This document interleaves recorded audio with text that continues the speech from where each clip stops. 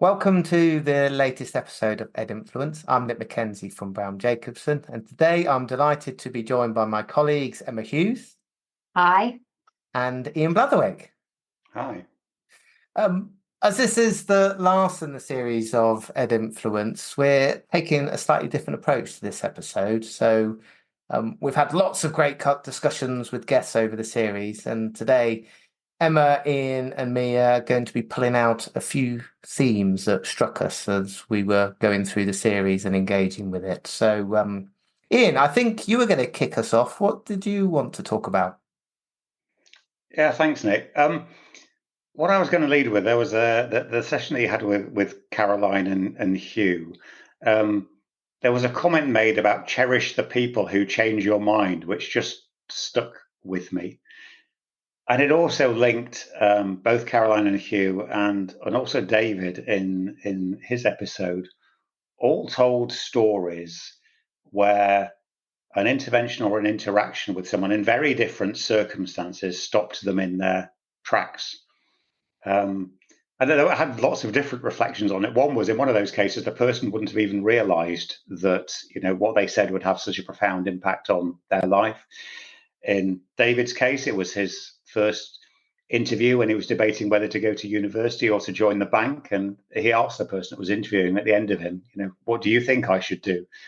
And he said, well, if you come and join the bank, you'll get lots of experiences that you wouldn't otherwise. And I think in each of these occasions, it made me think, A, how pivotal it was for those people, but B, how do you know you're always giving the right comment in those circumstances as well? Maybe David's parents weren't that pleased about that intervention if they had different aspirations. So I went from the comments to thinking, when you are in a position of leadership, the impact of the comments you can make and making sure they're thought through. I certainly remember there are times when people have come back to me and said, I remember when you said this.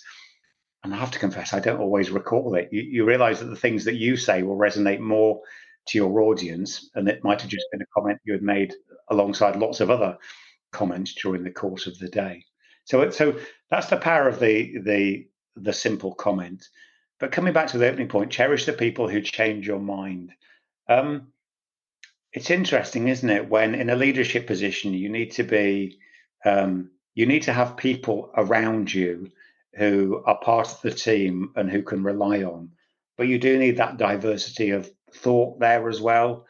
You do need people who, and I guess we can see this playing out in politics in certain parts of the world, can't we, as well? But you do need people who are going to be able to challenge. You do need people who are going to be able to influence. And actually, when I think of the coaching I do, a lot of the talk I do is asking people to look at influence, who influences meetings, who influences conversations, how do you influence, how do you make sure that you can change a direction, and therefore it comes back to me, this it's just stayed with me, cherish the people who change your mind, and reflecting back on some people who you've only had a small interaction with but who've changed the direction, or people that you worked very closely with and you respect and you have a proper debate with, and then you make your decision. And that was very apparent in the relationship between Caroline and Hugh. It was fascinating listening to that episode. They are very different. I think you asked them about their alignment, and they thought they were very aligned. And then by the end of it, I think they realized that maybe they weren't. But actually, that was the beauty of the relationship that they had. They each bring very differing aspects to it. I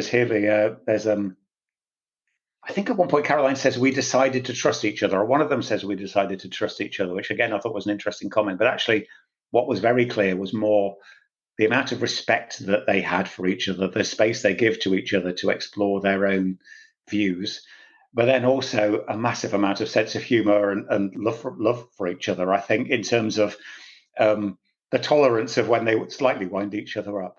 So, clearly within that relationship, there are two people who can change each other's minds. So what brought it back was that comment was actually, I think that is at the heart of the relationship that those two have. So that was one thing that stuck out for me. I was so glad to be able to set that conversation up here because I really wanted to explore with people that I knew work closely that dynamic. Because often when you hear about success stories and organizations, it can focus on the leader But just looking at the team around the leader just struck me as something quite interesting to explore. Did you have any experience when because you were managing partner of Brown Jacobson for over a decade? Did you have any experience of that? Well, I think I probably got. There's that danger when you're a leader of always wanting to be in a hurry to do things, and therefore resenting people intervening or suggesting you might want to do something different because you have set off on a course, and sometimes you don't feel that you want distracting from that course. And I think the longer I was in the role, the more importance I placed on making sure we got things right rather than, worrying about being deep. Sometimes you do just have to get on with things. The time, the urgency means that you need to. But later on, and particularly in a partnership, you have to take people with you, and therefore listening to other points of view, listening to other thoughts is going to be leading you to a better decision in the end. So I guess it was a moment of reflection for me there is also that pressure when you're a new leader of thinking you have to have the answers to everything. And therefore, if someone was suggesting maybe you should do something different, that might undermine some of your confidence. So there's a bit of a journey that I certainly went on there from, thinking that you needed to have the answer to everything to realizing it was much more powerful to make sure you come to the best decision and that you were taking a decision that would take people with you. So yeah, there's a piece there about making sure you have the patience to take people's views on board and to know who you need to test things with and to know the people that you need to listen to make sure that the course that you're setting on is right. Sir Chris Husbands, one of the episodes, he tells a story and that really stuck with me on a similar theme. He talks about a story when he was teaching history early on in his career, and he says he was teaching a bottom set, and he couldn't remember why, but they were doing a picture and a label of a medieval monastery, and this kid sticks up his hands and says, "Sir, what do they do for bog paper?" And he's there thinking, I've got this, I've read the history books, I know.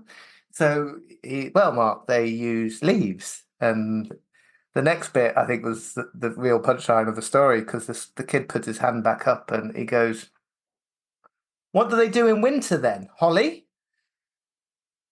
And the thing Chris took out of that story was it was and he says he goes back to it quite a lot, and it is that just people see the world differently. And it was a really good reminder for him about he saw the world and he had it altered, but this different perspective from that practical point of view was just a fascinating learning for him to just remember. Yeah. Well, that's also the key for the relationship that Caroline and Hugh really have. I had to listen to theirs twice, because the first time I was I hope they take this in spirits intended, was slightly confused to work out how the two of them got on there, because they viewed the world so differently. But yeah, it was on the second listen through, that amount of respect, the amount of humour, right through to Caroline describing how she had got a vision of everything that needed doing because she'd written it down on a single piece of paper, and Hugh saying, "Yeah, but it didn't cover this and it didn't cover that," and her still arguing, "No, everything was down there." I think it was just a brilliant. I don't think. Again, I hope they take this in spirit as intended. I don't think either of them in it were displaying what you would regard as natural leadership, or not natural, traditional leadership aspects that you'd read about in the book, but the power of what they brought to each other and the clarity of vision and purpose they got from that collaboration is incredibly powerful, and brings to me, the leadership attributes that I suspect the three of us value a lot more than any of those books would say. And that power of collaboration. Yeah, fantastic. I think that's a really interesting point, Iain. Emma, was there something either on that or something else that you wanted to talk about? There's something that's showing up for me as I'm listening to you both, and it's taking me back to when we were training as coaches. And one of the things that we're trained to not do is to try and silence your thoughts as much as possible, so that when you're going into a session with a client, that you need to be really truly listening to everything that's happening, and to not come from a place of knowing that we don't have all the answers and that we know the way forward, and that, you know, that the only way that we can truly coach and get the best out of somebody is to just really deeply listen. And I guess that's what's showing up for me listening to you both, is this: cherish the voices that challenge you, that change your mind, that push you forward. You're less likely to do that if you're always coming from a place of knowing. So I think, yeah, that's what's really showing up for me in some of that. Definitely resonates with some of the stories that were shared on your episodes there, Nick. Just superficially, I think the stories that Sarah talks about, Sarah Burks, where she talks about sharing radical candor with a leadership group in Kuala Lumpur, you know, a very Western approach to delivering feedback and leading teams. And the feedback from that group was that it clashed with local norms, and it really made Sarah go away and give another perspective to that. And she just really cherished the challenge and valuing that diversity of cultural difference. And again, I think if Sarah was just going into that always thinking, well, no, radical candor is absolutely brilliant and this is the way, I don't think she would have taken so much reflection and power from that. So yeah, I think that's what's showing up for me there on that in particular. But Lauren also talks about how in her work, and if we think about the education sector and the collaborations that happen, the networking and the learning from each other, are we truly listening? Lauren says that actually some of the most digitally mature trusts are the smaller ones, the ones that are more agile, perhaps easier to be more innovative. But just lovely that she's out there seeking and looking for the voices to challenge her in some ways, I guess.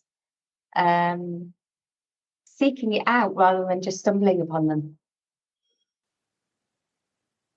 One of the things that comes up a few times through the series, Emma, is just the challenge of communicating in the current, and listening is obviously a key part of communicating, because you can't begin to communicate effectively if you haven't really listened. But that comes up for a lot of people. Given, I suppose, I thought it was really, really interesting on the communication piece. There was a story, again, it was Chris Husbands, where he talks about he was on a training course with some senior exec from one of the big oil companies. And I think he recounts a story where he was saying, as a leader, don't worry about communicating to your direct reports or their direct reports, because the communication will be pretty much intact when it gets down to them. You need to get out and below that level. And, I think the same analogy would be you need to listen to them and see their world point as well, so that you can communicate effectively. But that really stuck with me as something quite interesting, because often you can think of communication in an organisation as linear. The idea of, no, as a leader, break that cycle and go down a few levels to make sure that it's not like Chinese whispers or getting lost in translation.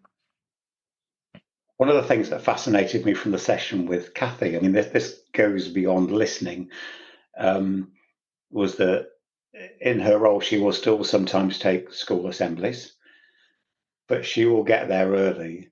And she says she will learn so much just by observing how people come into the room, whether it's the children or whether it's the teachers. She can sense, and as she describes it, you could picture it as to how it would come across. You can imagine kids sort of running into assembly, chatting, all excited or looking a bit subdued, or you can see teachers coming in, and that for me is it's going beyond listening, isn't it? It's just that awareness. And she talks a lot.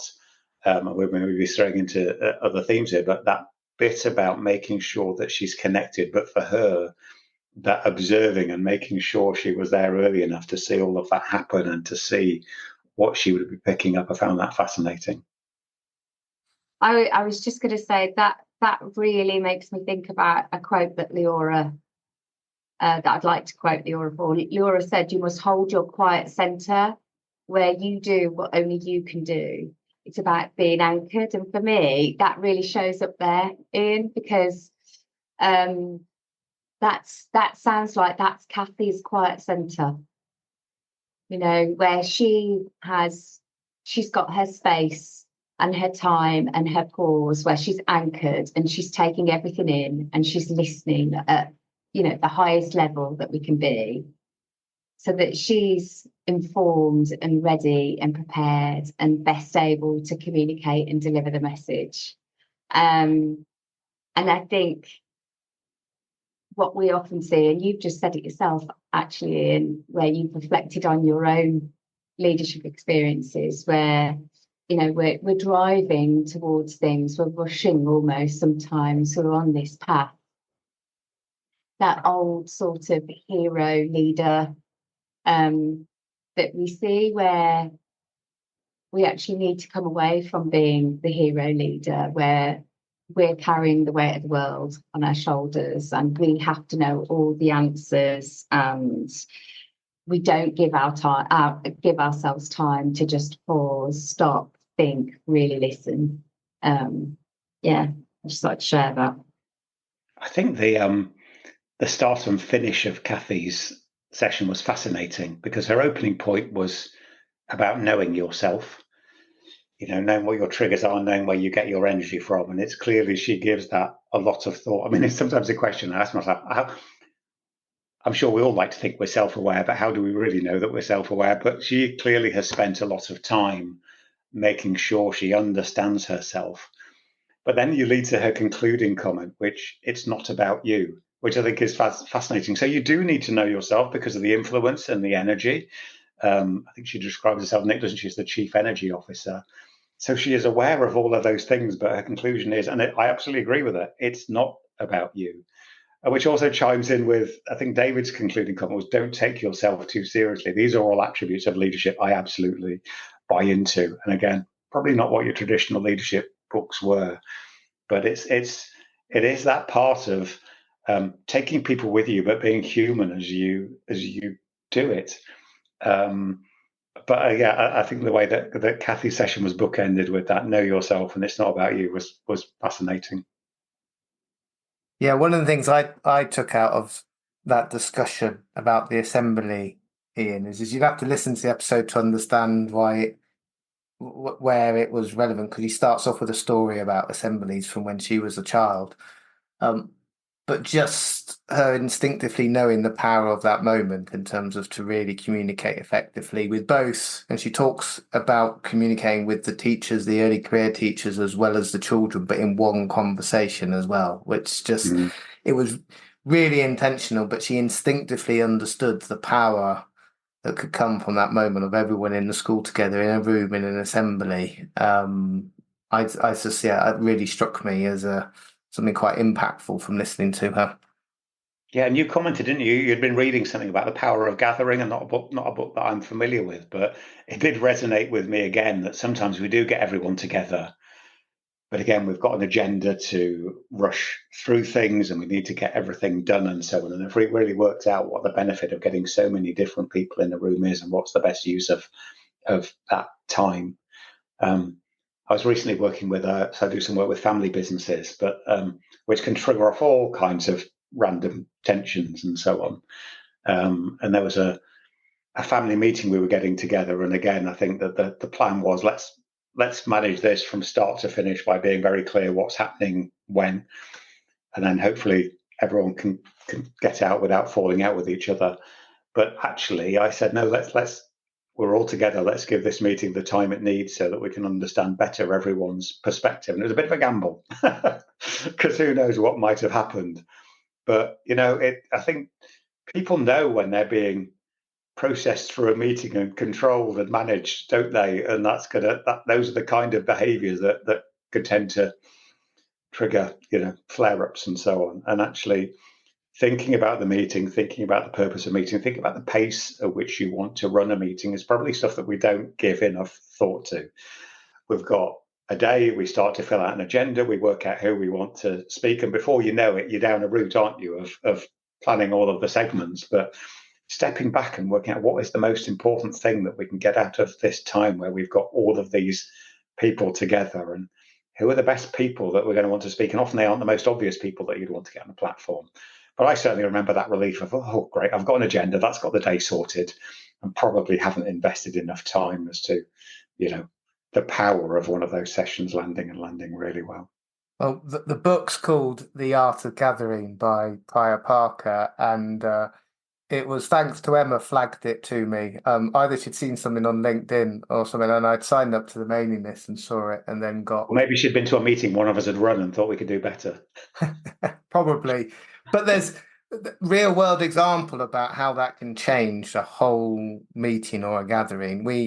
We had someone that was changing roles a few years ago, and I was basically in charge of, we're having a meal, I was in charge of making sure it went well. And having read the book, what we did was, as I told everybody but the person it was for beforehand, that what we were going to do is through the meal, we were going to give a toast. And the toast had to be, bearing in mind, leadership is about leading people in a team. The toast was to a wonderful team. So not directly to the person themselves, but to what they had led. And the rub was, if you left it till last, you had to either do it in song or poetry. So there was an incentive to get on with it. And I forget exactly how many of us were there. It was about 12 or 15 people there. And typically, if you're having a meal with 12 or 15 people, you will break up into separate conversations. Each heart's twos or threes or fours. And the whole evening basically was a whole table discussion, and it was just the group telling stories. And there was a mixture of the formal toast bits triggering it, but that just set the tone. As I said, it was just 3 or 4 hours ultimately of just telling stories. And I think if you listen to the episodes, you will see another theme that comes out a lot is the power of storytelling, and that really is a one that, going back to what you said earlier, Emma, about communications and discussion we are having there. The way you tell the stories and the way you react to them, you can really demonstrate proper listening, can't you? And that you see people where they're at and what you value. So, I definitely recommend anyone to engage and think a bit more. I'm sure there's other books that do similar, but it was a really good book recommendation, Emma. So thank you. I know. I think it's about planning for the experience and the feeling. Nick, you and I have spoken about that, haven't we? That what's the feeling that we want people to have when they go away?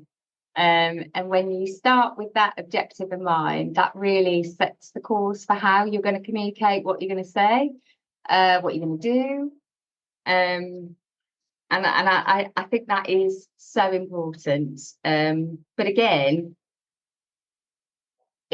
you are coming from a place of knowing in some ways when you're planning these sorts of things, because you're not giving yourself the chance to kind of get there early, as Kathy said, and watch people arrive and then adjust. Sometimes we have to come to meetings at the time we arrive, and we have to hope for the best. But I guess still being able to dance in the moment to a certain extent, and being able to read the room and still do that deep listening, so that we're communicating with people so they still leave with a good sense of feeling that we wanted.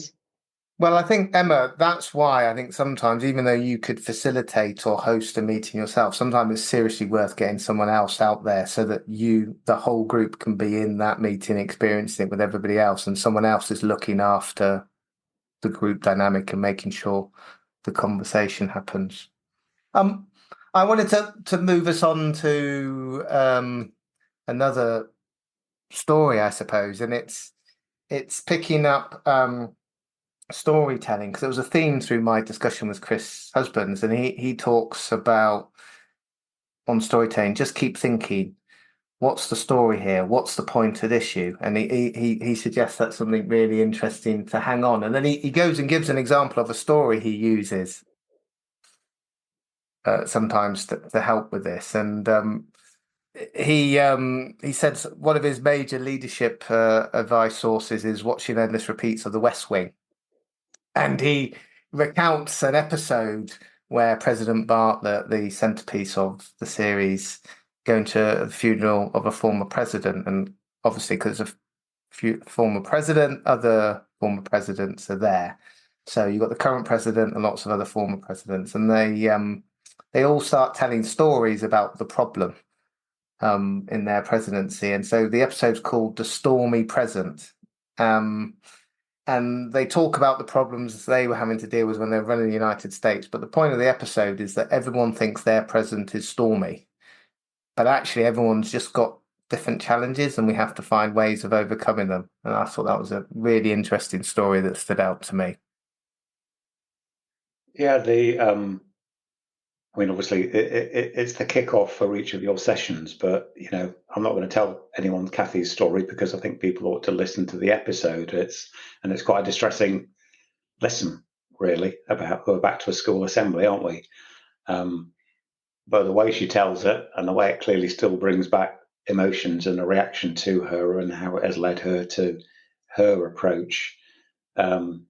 Both with children, but also members of staff. She talks about making sure that in leadership, make it personal. And she asks everyone to deal with everyone as though they were your nearest and dearest, whoever you're dealing with, whoever you're speaking to.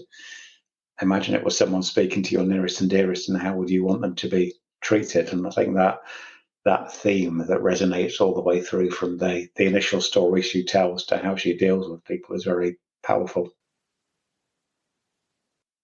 Yeah. Johnny Searle is the most recent episode. He starts off with a really interesting story, Iain, on a similar vein, where so Johnny was a very successful rower. He was in the GB, won a gold medal with GB in the 90s, and he still does a bit of coaching. And he describes a story where he was taking a training camp. I must confess I'm not into the detail of rowing, but he describes what was a fairly challenging training session he'd set out for them of back-to-back 20-minute rows. I mean, if you go to the gym and an ergo, 5 minutes seems like endless. So God only knows what 20 minutes at full steam back-to-back is. But he says he was in the launch watching them, and they finished, and they just collapsed across the oars in a way that even in telling the story, said he was getting goosebumps, and it was clearly a strong emotion for him. And he describes that, thinking of the type of leader he thinks he is, and then seeing what's happened in front of him. But I think the key point he took out of it was the reflection that people will follow you because you're the leader. So that responsibility to set the right pace for your team and to be cognizant of that was a very powerful sort of the impact, I think, of his reaction there. It really stood out to me. It shows up in different ways as well. You think about the power of stories, and I think about the story that Sarah shared, and it kind of made me think about my own childhood, my own story, I suppose, in some ways, where she talks about how she had a school report, described her as a born leader, but a leader who leads people in the wrong direction, and that it all stemmed from Sarah basically organising a bit of a protest during netball. And she says how she didn't really understand what leadership meant. She was just a child. But that she realises that was probably quite a formative moment. And she says it was the first time she realised that leadership was even a thing. And then she reflects by saying that interesting that she then ended up making a career out of it, which made me smile. I guess when you hear Sarah talk about her story, a lot of it is she talks about being a disruptor as well. So, and it just made me think about children today and how we can have children, not just children actually, but adults, colleagues, people we work with. That goes back to what you were saying, Ian. You know, you're on this course of action, we've got this plan, and you've got these people that are coming along and disrupting us and saying, what are you doing that for? I think we should do this. And we certainly see it, I see it with my children, you know, trying to disrupt what we're trying to do as a family. And there's some kernels of leadership there. And it should be listened to and heard, not silenced. I wonder how often we do that as leaders, seek to silence or shrink the disruption in favour of the goal. A story comes to mind from that episode you're talking about disruption, which I could see it coming naturally to her and why it came up in the school report. She talks about a situation when she was on a board when she was relatively young, and she talks about off an away day with the board, and I think she was the only female on the board, so all the men go and play around with golf, and then she went off to the hotel spa health club area, and then over dinner they would talk about the decisions they'd made on the golf course, and her response, I just thought, demonstrated a lot. Where the second time that happened, she was like, "I've got to break this cycle. This is not healthy. This can't go on." And so she pipes up at the second time, I think it was, and says, "Well, I've made some decisions too." And then she listed off the decisions that she'd made, and it clearly disrupted and was important to her as a story. But that taking the power and the responsibility to change the dynamic, and her being the source of the disruption and taking the control of that, was, for me, it was a really powerful story. Totally. Using it as a force for good. Mm. Although actually decision making is fascinating, isn't it? At what point in the trajectory of something that's being decided does it get decided? Because there will be any number, and I agree, clearly just a group of people deciding on the golf course is not right. But there will be lots of discussions and iterations of things, won't there, as a proposal works its way through. I always think it's quite fascinating, and whether as a leader you probably don't ever analyze that process and whether you've run it past the right people to make sure you've got to the right answer. But at what point is the trajectory set? Interesting. Yeah. I think that is really interesting, because you could moan about people not feeding into the discussion, but humans are quite good at intuiting and going what's going on. So you just get, well, the decision's all been taken. There's no point me speaking up in this meeting because it's clear whatever I say isn't going to change anything. So, yeah. And then you're there as a leader. Well, no one's contributing, and you're thinking, well, you made it clear you'd already made the decision, so why should they? Yeah. The power of psychological safety, I guess, here, because that doesn't sound psychologically safe. It just sounds a bit of groupthink, a bit like, oh, well, the fait accompli, the decision's made. It's not really inclusive leadership, is it? No. If we're operating like that, certainly not healthy. I loved that story from Sarah as well. I really did. I think it's an important lesson, actually, for any young leader that's coming up. Not just any young leader. I think any leader, to challenge the status quo and use it as a force for good. That disruption is a good thing. We haven't got too much longer left. I wanted to mention a story that Chris Husbands shared with me. Well, it's probably more a reflection of his. So he talked in his episode about having a little black box, which I firstly loved from this idea of it was his sort of magpie so he'd got it black as well, but his magpie where he'd scribble down ideas and insights that he'd come across over the years. Some were his own reflections, others were borrowing other people's ideas, and then he had them in this box that he'd indexed under different themes, etc. So I invited him to give me I was curious, so I invited him to give me an example of one, and he was particularly excited about one which he called purpose, people, performance, and he referred to it as his sort of 3-ring model of leadership. And so the idea, purpose, what are we doing? people, who are the people that we're going to do it with, and performance, how are we going to assess performance? And his proposition was if you think about taking away any of those things, then you end up with dysfunctional behavior. So if you have a team where you've got purpose and performance, well, you probably then got authoritarianism. If you've got a team with purpose and people, well, you might not have that cutting edge performance focus. And if you get people and performance, then you perhaps left with cynicism and game playing. And I thought it was a really interesting observation of someone that's led a number of organizations, his reflections of sort of three circles, three ring model of leadership. Does that resonate with either of you? Would you make it a fourth ring? I don't know. Analysing the various moving parts in what are needed for an organisation can be quite tough, can't it? Breaking it down, you can't always work out. Sometimes working out why some things have worked and why other things haven't worked, and what's the bit that's gone awry within all of that. And even within that, you talk about a single organisation, but any organisations, you've got different team leads, different line managers, all kind of things over the way that mean that any of those different aspects are probably being played at slightly different paces. So yeah, I think it's an interesting analysis. Yeah, it's make me stop and think.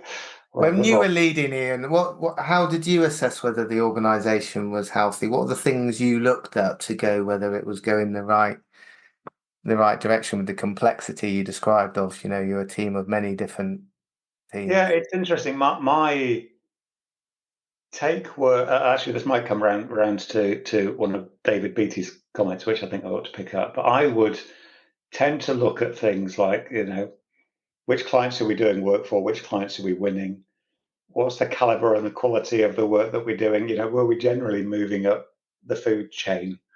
Are we losing people that we really wanted to keep? So for me, it was clearly the numbers are important, but for me, success was never measured on, how much turnover had grown every year, because, there were times that there was some turnover that we probably needed to lose. So for me, it was, the quality of work that we were doing, the clients that we were doing it for, the people that we were retaining, and then coming back to David's final point, the people that we were attracting. David made a comment, make brilliant appointments. But it wasn't just the way he said make brilliant appointments. He was looking at it from the perspective of the candidate, because he would regard it, if you made the wrong appointment, you were not doing right by the candidate either, because the chances of that appointment succeeding were not good. No one ever likes to be in a position where they're regarded as not succeeding. You're into all of those things like performance management. So it wasn't just the fact that it was make brilliant appointments. It was the fact that he was seeing it from the perspective of the candidate.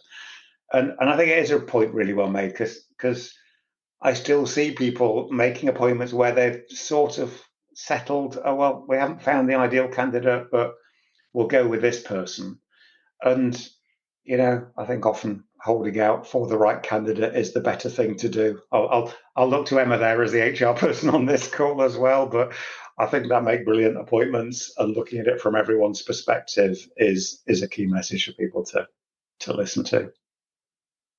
You just have to keep learning. And I think the phrase, Nick, you'll tell me where you got this from, but first act in learning. Yeah, that was Julian Hartley. You're making me go back. That was the series before this one about fail. Yeah, the first act in learning. Yeah, as an acronym. And we do. So we make a bad appointment, and we just I think it's absolutely right. It's bad. It's bad for everybody. But I think what tends to happen is, oh blimey, we don't want to upset anybody. We don't want that difficult situation. We'll just carry on with it, and it just actually ends up being a lot worse than it could be. But yeah, I mean, the point of purpose. If I just come back to that point, Nick, that you raised, I think there was a real strong sense of purpose I found across absolutely through Laura. And just I think the thing that came through for me was where she was talking about the times of COVID, times where there is adversity and there's crisis, that leaders can find connection. And she talks about how she was really innovative actually in her role and what she did with her organisation to deliver on her purpose and provide a space and community for school trusts. And she talks about how she led to her purpose. She talks about servant leadership. And I just thought that was a really beautiful story that really evoked that servant leadership and that true purpose that shapes, it's almost her North Star and everything she does. Interesting. Kathy also talked a lot about her North Star. It was interesting, for some people clearly having that thing that you are all working towards. I think in her case, it was make every school a great school, wasn't it? But having that thing that you're all driving towards was really important. So we're nearly at our time's up. I don't know whether if either of you had one other thing that your reflections that you wanted to make sure you got in before we left. I was going to ask you a question, Nick. Oh, I'm not going to escape without answering a question of mine. I thought I nearly got there, Emma. Yeah, so which moment or quote from your episodes in this series stayed with you the longest and why? Oh, it's a difficult one. I'm not sure whether it's necessarily one moment, Emma. The thing of going on for my biggest reflection that I stay is an accumulation of them. And what I find is that because I can still remember things from the beginning of the series before this series. And what I've realized is that having a story, either the story of me recording the episode and that discussion I'm having with the person, or the power of the story they tell me enables me to access really quickly and remember that learning. Kathy Payne's one about seeing that showing up was one that I've recounted a few times. But there's another one as well that's not cheating slightly. It's not this series, but Fiona Forbes. So I must have recorded this over 2 years ago now, and I still find it really impactful because she describes a story of in Australia. Fiona's in her 70s now, so I'll give you a sense of how long ago, when she was a 12-year-old girl in a working class family in Australia, when her mother had a huge stroke, and she went off to hospital for about 9 months. And she talked about a couple of things. One of them was learning. She became the matriarch of the house while her mum was at hospital, and then she had to allow her and welcome her mum back in to be the matriarch again, even though her mum still she was disabled around one side and couldn't speak. But the thing that really blew my mind was when she talked about her mum being a wonderful communicator, even though she couldn't speak. And then Fiona has gone on to be a career in leader school and special educational needs and loads of stuff internationally in it. And at one moment, she turns round to me and she goes, "Nick, look for the gaps. There's often more in the gaps than there's said and done." And through the whole of this series and last series, I've got loads of little stories that I find the thing that stays with me is the story. I've got a little collection of them. And the thing I've learned, I'm a bit like Chris Husband's a hoarder of a black box. I use OneNote for it, but I hoard these things. But having the story to attach it to means my brain, my filing system can find it quicker. And it makes it accessible to me. Whereas if it was just something in a long list of things, it's hard. But having the story attached to it and a powerful story, I find I can access the insight a lot quicker. So yeah, I've got an aggregate of all those things, Emma. Yeah, the gaps. I think that absolutely chimes with some of the things we've been talking about today. I'm just thinking about that story you shared, Iain, about Kathy coming to that assembly. She always gets there early. She's looking for the gaps. Yeah. There was also Edward Peck. It's not quite the same, but Edward Peck said doing nothing is doing something as well. They're not the same, but they are linked. And I think sometimes that pressure as a leader always to be seen to be active and so on. I think there is that stepping back, whether it is observing, whether it is seeing the gaps, is I think fascinating. I think there's so much of that in education in particular. Leaders are often on a burning platform, often firefighting, lots of plates are spinning, resource shy. I guess it's a moment of reflection to see, actually, is there enough space and time for you to look for the gaps and really get those valuable experiences if you're constantly firefighting and on that burning platform? Yeah, that ability, I you'll know about this, Emma. I've recently read a book. We'll turn this into a book club. But the things you can only see when you slow down, and there was a piece of learning in there from Buddhists about dealing with busyness, and basically the punchline of the little piece they have in there is that if you're feeling overwhelmed and busy and you're just going from one thing to the next, just remembering that you're not powerless, and the line being, when your mind rests, the world rests. And it is very easy to jump on. And you've given, in that situation, if someone sends you an email and you feel like you've got to give an immediate answer, you're almost giving, see if it's a frustrating one, you're almost giving power to the person on the other side to decide that you must react now and give them a reply. So that Edward Peck one resonated with me. And brilliant. So let's all go off and do nothing. I think we've all agreed. I think we have. Well, I think that's a good note then to start to wrap it up. Thank you, Iain and Emma, so much for joining me today. I've thoroughly enjoyed the discussion, and hopefully it's been a useful way for our listeners to.